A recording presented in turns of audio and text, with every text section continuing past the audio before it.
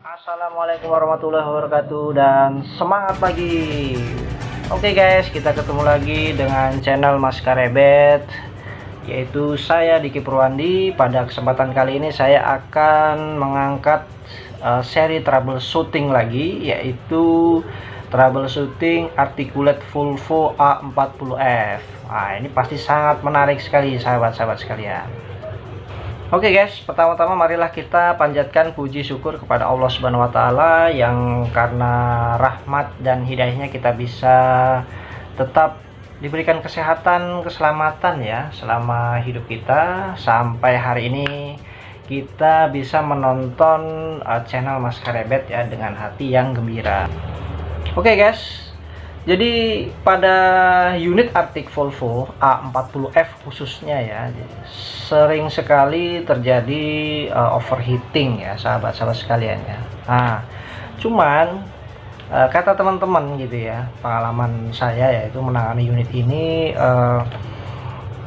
cukup banyak yang kurang paham ya terkait dengan sistem articulate Volvo ini. Jadi banyak yang kurang berminat ya untuk menyelesaikan problem tersebut. Jadi sahabat-sahabat sekalian, kadang-kadang kita selama ini termanjakan oleh dealer ya, dealer Volvo, baik itu Indotruck atau Intraco seperti itu. Jadi kita tidak pernah memahami sistemnya si Volvo ini karena brand Volvo ini cukup ini ya sahabat-sahabat ya, cukup dibilang teman-teman itu agak pelit lah terkait dengan literatur daripada unitnya ya. Manual booknya itu susah dicari sahabat-sahabat sekalian, beda dengan Komatsu. Kalau Komatsu itu manual booknya spesifikasinya, testing adjustingnya itu tercecer di mana-mana ya, bisa kita temukan dengan mudah. Tapi kalau Volvo ini cukup sulit untuk menemukan literatur yang ada ya. Baik, mari kita bahas sahabat-sahabat sekalian. Jadi problemnya adalah engine overheating ya. Nah, saya akan menjelaskan yang pertama adalah fakta-fakta yang kita temukan pada unit Volvo ini ya. Jadi sahabat-sahabat sekalian, yang pertama adalah muncul warning engine overheating ya sahabat-sahabat sekalian ya. Itu sudah pasti. Itu artinya coolant kita itu mengalami kenaikan temperatur ya sampai batas yang tidak diizinkan, dan itu akan membahayakan engine kita sahabat-sahabat sekalian. Dan kemudian fakta yang kedua adalah coolant levelnya itu bagus, jadi air radiatornya bagus ya sahabat-sahabat sekalian ya. Dan juga sudah kita lakukan visual ya pada saat kita pengecekan aliran coolant, itu bagus sahabat-sahabat sekalian, normal-normal saja seperti itu ya. Kemudian fakta yang ketiga, engine overheating terjadi setelah sekitar 30 menit operasi ya. Jadi misal pagi malam dia standby, kemudian pagi operasi, setelah operasi 30 menit baru dia overheating sahabat-sahabat sekalian. Baik sahabat-sahabat sekalian, seperti yang ada saya tampilkan di layar ya. Ini adalah skema daripada cooling pump atau cooling system ya, yang mana cooling system pada unit articulate ini dia digabung dengan sistem brake ya sahabat-sahabat sekalian ya. Jadi kita awali dari pompa ya. Nah, di situ ada pompa yang di sebelah kiri atas itu. Di situ ada kumpulan pompa, ada pompa hidrolik, kemudian ada pompa brake cooling pump ya sahabat-sahabat sekalian ya. Nah, di situ saya beri warna ungu. Nah, jadi tipe pompanya ini adalah tipe pompa variabel ya sahabat-sahabat sekalian. Jadi jenisnya itu piston pump, tipenya adalah variabel, bukan fix. Jadi aliran daripada pompa ini diatur oleh kompensator. Nah, kompensatornya ini dikontrol oleh solenoid ya sahabat-sahabat sekalian ya. Dan di situ ada juga penyetelannya, high dan low-nya. Seperti itu. High aliran tinggi dan aliran rendahnya, atau pressure tinggi dan pressure rendahnya. Situ ada setelannya seperti itu sahabat-sahabat sekalian ya. Kemudian dari pompa brake dan cooling ini, oli dialirkan ke blok pembagi ya. Nah, di situ ada blok pembagi sahabat-sahabat sekalian. Di situ ada dua solenoid, sahabat-sahabat sekalian. Yang pertama adalah solenoid shut off fan. Yang kedua adalah solenoid untuk proporsional yang ke arah ke arah break cooling system ya, sahabat-sahabat sekalian ya. Nah, itu yang ke sebelah kanan itu udah break cooling system. Itu kita tidak fokus ke situ, itu di lain kesempatan akan kita bahas ya. Nah, kita fokus ke fan motor ya. Nah, jadi setelah dia solenoid shut off fan, oli diarahkan ke fan motor. Oh ya, di situ juga ada jalur yang ke brake system ya, sahabat-sahabat sekalian ya, yang ke bawah itu. Nah, itu ada blok pembagi, divider block, kemudian dia dialirkan ke 3 arah ya. Yang pertama ke brake system, ini prioritas pertama. Kemudian yang kedua itu ke cooling fan atau fan motor ya, untuk cooling system pendinginan engine. Dan yang ketiga adalah ke brake cooling system ya, sahabat-sahabat sekalian ya. Dan yang ke arah fan motor ini dia akan dikontrol sama yang namanya solenoid shut off fan ya, sahabat-sahabat sekalian. Jadi cara kerjanya solenoid shut off fan ini, ketika brake diaplikasikan ya, maka solenoid shut off ini akan memutus aliran pressure oli ke fan motor. Jadi fan motornya itu nanti akan berhenti tiba-tiba ya. Yang fan motornya kan muter kan, karena diputus olinya dari situ, maka fan-nya ini akan berhenti tiba-tiba sekitar mungkin 3 detik atau sampai 5 detik saja. Setelah itu dia akan memutar kembali ya, untuk mendinginkan engine. Karena apa? Prioritas utama dari kerja brake dan fan cooling ini adalah untuk brake ya. Prioritas utama adalah untuk brake, prioritas kedua untuk pendinginan engine, prioritas ketiga untuk brake cooling system ya. Brake cooling itu di belakang ya, teman-teman sekalian, untuk mendinginkan brake yang ada di funnel trap, sahabat-sahabat sekalian. Jadi seperti itu ya. Baik, selanjutnya jika tidak ada pengebrikan, maka oli dialirkan dengan lancar ke fan motor, sahabat-sahabat sekalian ya. Nah, di fan motor ini oli akan memutar fan motor tersebut, dan terjadilah di situ putaran fan yang kencang ya. Dan fan itulah yang akan menyerap panas atau membuang panas yang ada di radiator ya, sahabat-sahabat sekalian. Radiator engine ya, khususnya ya, sahabat-sahabat sekalian.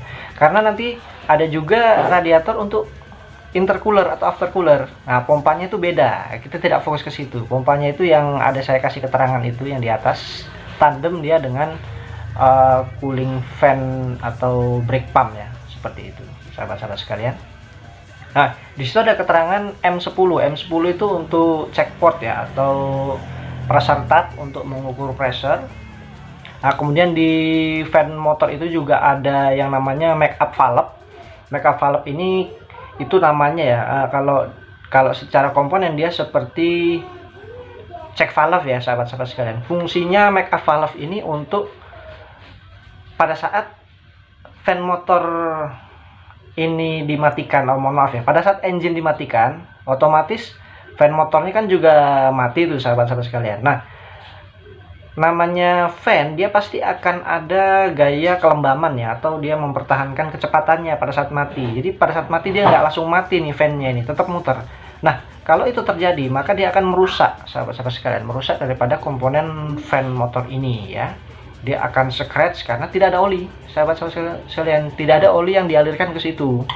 Nah, pada saat fan-nya mati, tidak ada oli, fan-nya tetap muter, maka dia akan mengambil oli dari drain, sahabat-sahabat sekalian.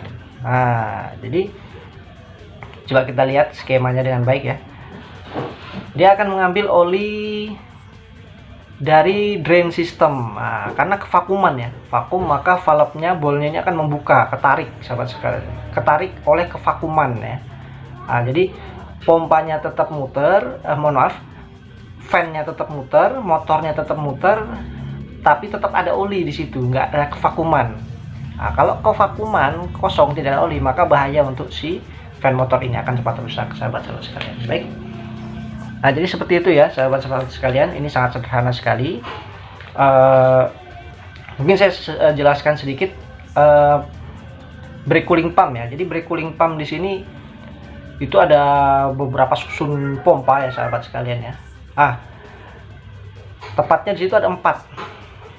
Coba lihat di layar ya, ada 4 susun di brake cooling pump ini.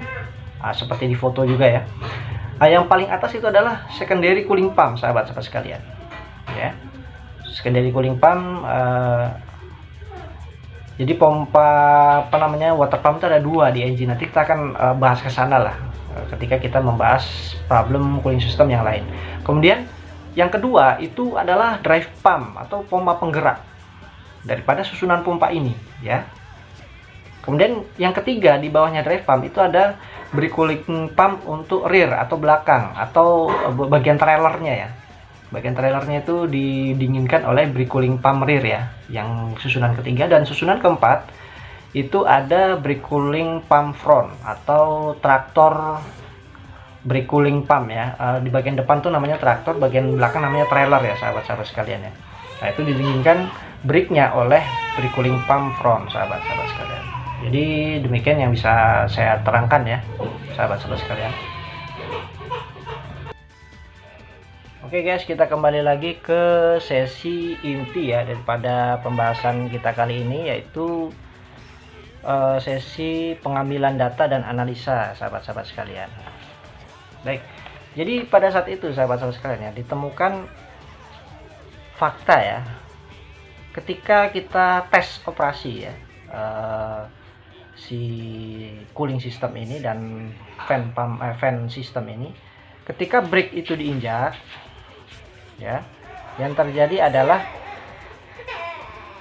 fan pumpnya atau fan motornya atau fan-nya itu mati sahabat-sahabat sekalian, dan dia butuh waktu lama untuk mutar kembali ya.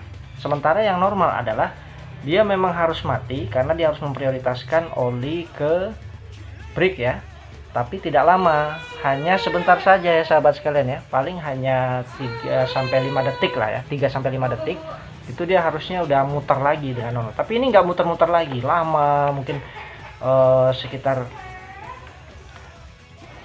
ya mungkin 2 menit baru dia nyala, baru dia muter lagi ya sahabat-sahabat sekalian ya. Nah, jadi ini tidak normal ya sahabat sekalian ya. Kemudian sahabat-sahabat sekalian, kita ganti solenoid shut off fan ini ya. Kemudian kita tes operasi, kita serahkan ke produksi. Ternyata problemnya masih sahabat-sahabat sekalian, masih overheating ya.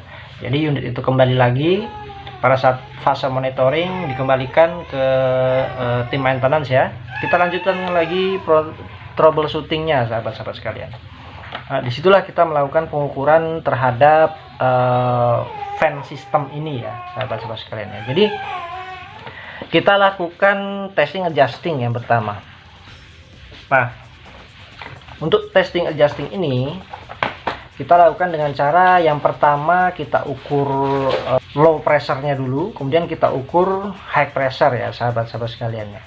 Nah, untuk pengukuran low pressure yaitu dengan cara kita connect dulu pressure gauge ya ke M10 ini, ke pressure check M10 ya sahabat-sahabat sekalian ya. Kemudian kita ukur juga RPM daripada fan ya sahabat-sahabat sekalian ya. RPM daripada fan. Baik sahabat sekalian, kita ukur dulu low pressure-nya ya sahabat sekalian ya. Jadi spesifikasi daripada low pressure ini untuk RPM fan-nya dia harus 700 plus minus 200 RPM ya sahabat-sahabat sekalian ya. Dengan pressure-nya adalah 25 bar ya sahabat-sahabat sekalian ya. Atau kalau di PSI kan itu 362 plus minus 72,5 PSI ya sahabat-sahabat sekalian ya. Baik, pada saat itu kita lakukan pengecekan low pressure untuk fan, dan faktanya yang kita dapatkan adalah pressure tercapai ya sahabat sekalian ya, dan juga putaran RPM pun tercapai, yaitu sekitar 700 rpm. Jadi ini dilakukan dalam kondisi low idle saja ya sahabat sekalian ya, tidak perlu dinaikkan rpm engine-nya. Oke, seperti itu. Kemudian yang kedua kita ukur lagi yang high pressure ya sahabat-sahabat sekalian ya. Untuk high pressure ini caranya adalah kita lepas dulu konektor solenoid di kompensator fan pump ya sahabat-sahabat sekalian ya. Kita lepas konektor solenoidnya agar dia switch plate-nya itu berputar secara maksimum ya sahabat-sahabat sekalian ya.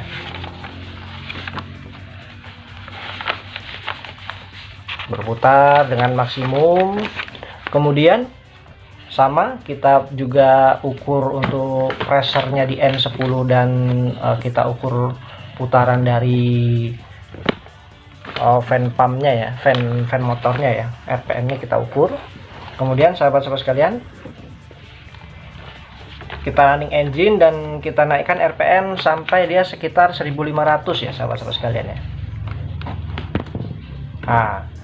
Pada saat kita melakukan pengukuran ini, kita naikkan pelan-pelan RPM-nya ya, atau gas engine-nya kita naikkan pelan-pelan, jangan terburu-buru, jangan tiba-tiba.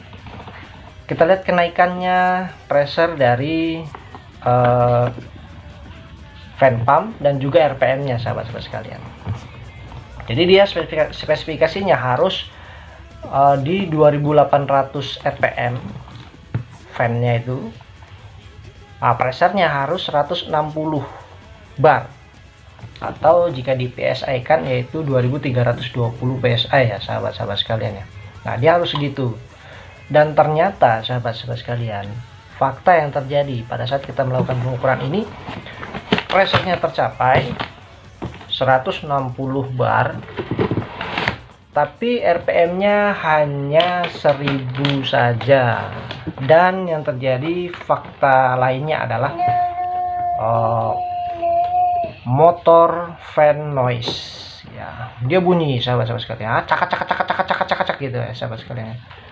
Ini sudah nggak normal lagi lah, seperti itu ya sahabat-sahabat sekalian. Jadi sangat sederhana sekali troubleshooting ini, sudah kita pastikan saja.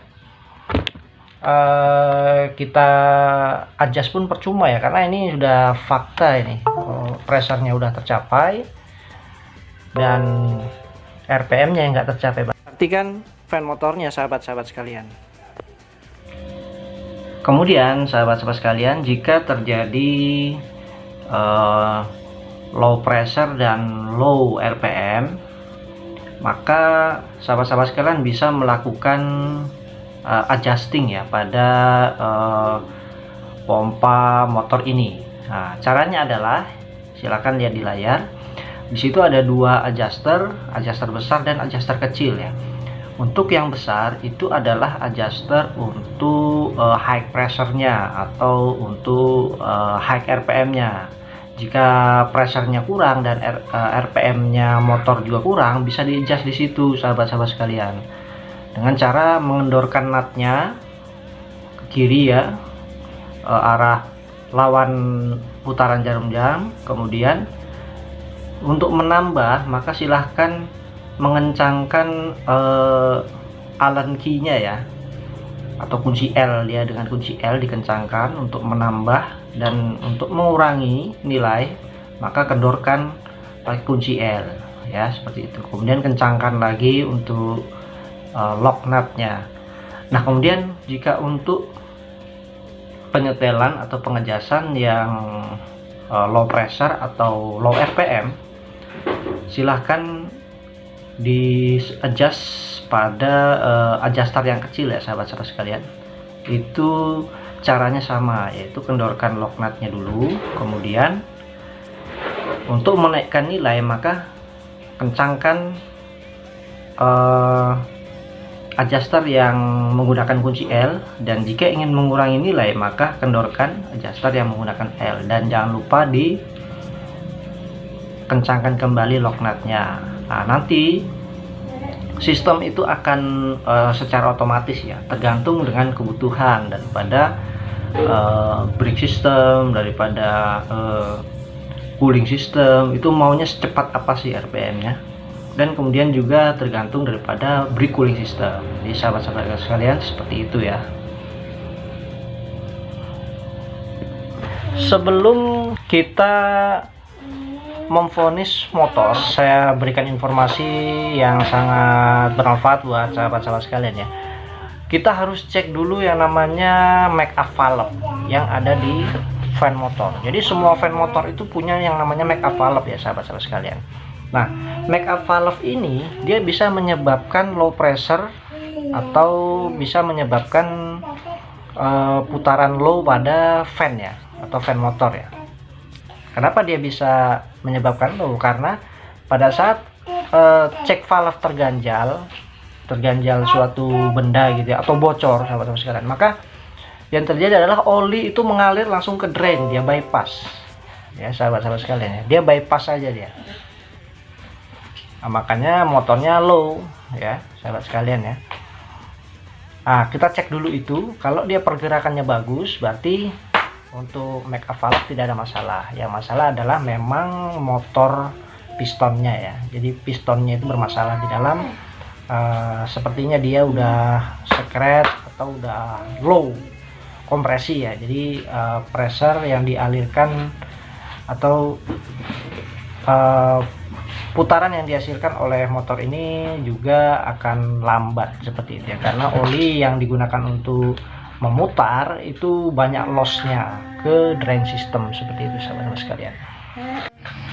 Dan kita ganti fan motor yang baru, hasilnya adalah sukses ya sahabat-sahabat sekalian. Jadi pada troubleshooting kita kali ini, yang menjadi root cause-nya atau penyebab utamanya adalah fan motor pada cooling system. Baik sahabat-sahabat sekalian, demikian yang bisa saya uraikan ya penjelasan daripada troubleshooting engine overheating unit articulate Volvo A40F. Di kesempatan lain saya juga akan menjelaskan problem lain terkait dengan overheating articulate ini ya, karena cukup sering dan penyebabnya pun beda-beda seperti itu sahabat-sahabat sekalian. Saya akhiri, jangan lupa subscribe dan like-nya channel Mas Karebet. Saya Diki Purwandi undur diri. Selamat menunaikan ibadah puasa. Assalamualaikum warahmatullahi wabarakatuh.